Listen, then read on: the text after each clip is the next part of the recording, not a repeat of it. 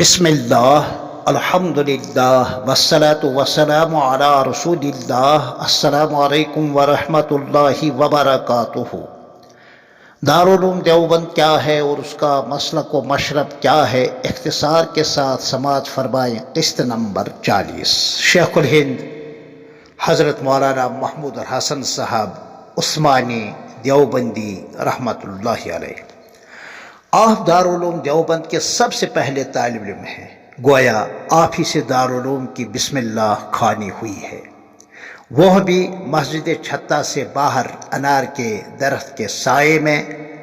حضرت الاستاذ کا نام تھا ملا محمود دیوبندی۔ تو اس طرح استاد اور شاگرد سے دارالعلوم دیوبند کا افتتاح ہوا۔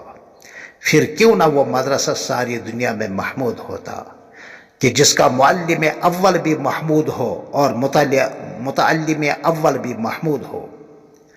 دارالعلوم دیوبند سے رسمی فراغت کے بعد آپ کا مدرس کی حیثیت سے تقرر ہوا، پھر آگے چل کر آپ شیخ الحدیث کے عہدے پر رہے، 40 سال تک تدریسی خدمات انجام دیتے رہے۔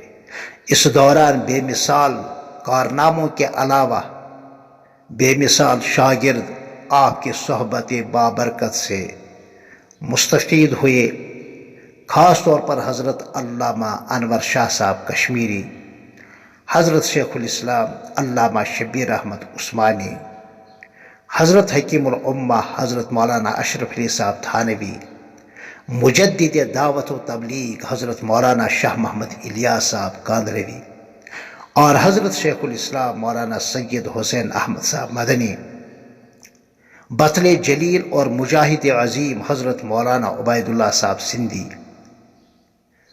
اور امام المعقول والمنقول، امام المعقولات والمنقولات حضرت الاستاذ الاساتذہ حضرت علامہ ابراہیم بلیاوی، اور حضرت شیخ الحدیث حضرت مولانا سید فخر الدین صاحب رحمۃ اللہ علیہم جیسے اونچی قد کی شخصیتیں آپ کے دامن تعلیم اور تربیت سے وابستہ ہیں۔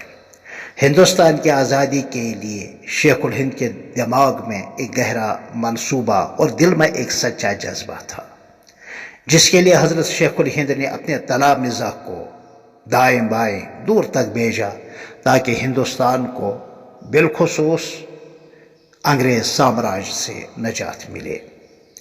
چنانچہ بیرون ملک کی کمان اور ذمہ داری حضرت مولانا عبید اللہ صاحب سندھی نے سنبھالی۔ حضرت سندھی جب ہندوستان سے چلے گئے تو اس وقت آپ کے داڑھی کے بال اگ رہے تھے، لیکن جب واپس آئے تو آپ کی پوری داڑھی سفید ہو چکی تھی۔ الغرض مولانا سندھی اور شیخ الہند کے درمیان خطوط کا ایک سلسلہ جاری تھا کہ انگریزوں کے ذریعے سے اس خط کا انکشاف ہوا، جس میں آزادی کا نقشہ ریشمی رومال پر لکھا ہوا تھا۔ گرفتار ہونے کی صورت میں حضرت شیخ الہند اور ان کے شاگرد کو مالٹا کی جیل میں 3.25 سال تک قید میں رہنا پڑا۔ اسی جیل خانے میں حضرت شیخ الہند نے کلام پاک کا مشہور ترجمہ لکھا اور کچھ پاروں کی تفسیر بھی لکھی، اور باقی مکمل کلام پاک کی تفسیر حضرت شیخ الاسلام علامہ شبیر احمد عثمانی نے لکھی۔ سعودی حکومت نے لاکھوں کی تعداد میں اس تفسیر کو اور ترجمے کو شائع کیا۔ حضرت تھانوی رحمہ اللہ شیخ الہند کے بجائے حضرت کو شیخ العالم کہتے تھے۔ بہرحال حضرت شیخ الہند کا منصوبہ تحریک ریشمی رومال، جو انگریز سامراج کے خلاف ہندوستان کی آزادی کے لیے ایک مضبوط تحریک تھی، آپ اس کے بانی اور صدر تھے۔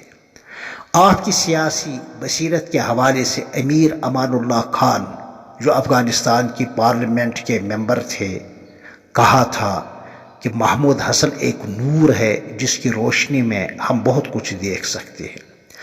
اسی طرح جمال پاشا، جو حجاز کے گورنر رہے ہیں، انہوں نے حضرت شیخ الہند کے ہلکے پھلکے جسم کو دیکھ کر کہا تھا کہ ان مختصر اور سوکھی ہڈیوں میں کس قدر دین اور سیاست ہے۔ ہندوستان پر انگریزوں کے ناجائز قبضے کی وجہ سے حضرت شیخ الہند کو انگریزوں سے بڑی نفرت تھی۔ انگریز سے بغض اس قدر تھا کہ ایک مرتبہ برطانیہ کے ذمہ دار سر جیمس، جو اس زمانے میں یو پی کے گورنر تھے، کہا تھا کہ اگر شیخ الہند کو جلا کر راکھ کر دیا جائے تو اس کی راکھ بھی انگریزوں سے کترا کر اڑے گی۔ بہوالۂ دارالعلوم دیوبند کی 100 سالہ زندگی، صفحہ 54۔ بہرحال اسی طرح ایک اور واقعہ کہ حضرت شیخ الہند کے ہاتھوں جامعہ ملیہ اسلامیہ دہلی کی بنیاد رکھی گئی۔ جلسہ افتتاح کی صدارت کے لیے آپ ہی کا انتخاب ہوا۔ حالانکہ آپ بہت بیمار تھے، لیکن اپنی صدارت کو قبول کرنے کے لیے آپ نے یہ فرمایا کہ اگر میرے آنے سے انگریز سامراج کو تکلیف پہنچے گی تو میں ضرور اس میں شمولیت کروں گا۔ چنانچہ آپ اپنے شاگردوں کے سہارے تشریف لائے اور آپ کی طرف سے علامہ شبیر احمد عثمانی نے خطبہ صدارت پڑھ کر سنایا۔ بہوالۂ تحریک آزادی ہند، صفحہ 111۔ بقول شاعر، در حقیقت ہے زمانے میں وہی خوش تقدیر، نام مرنے پر بھی مٹتا نہیں جن کا زنہار۔ پھر ملتے ہیں اسی عنوان کے تحت آپ سے قسط نمبر 41 میں۔ تب تک کے لیے السلام علیکم ورحمۃ اللہ وبرکاتہ۔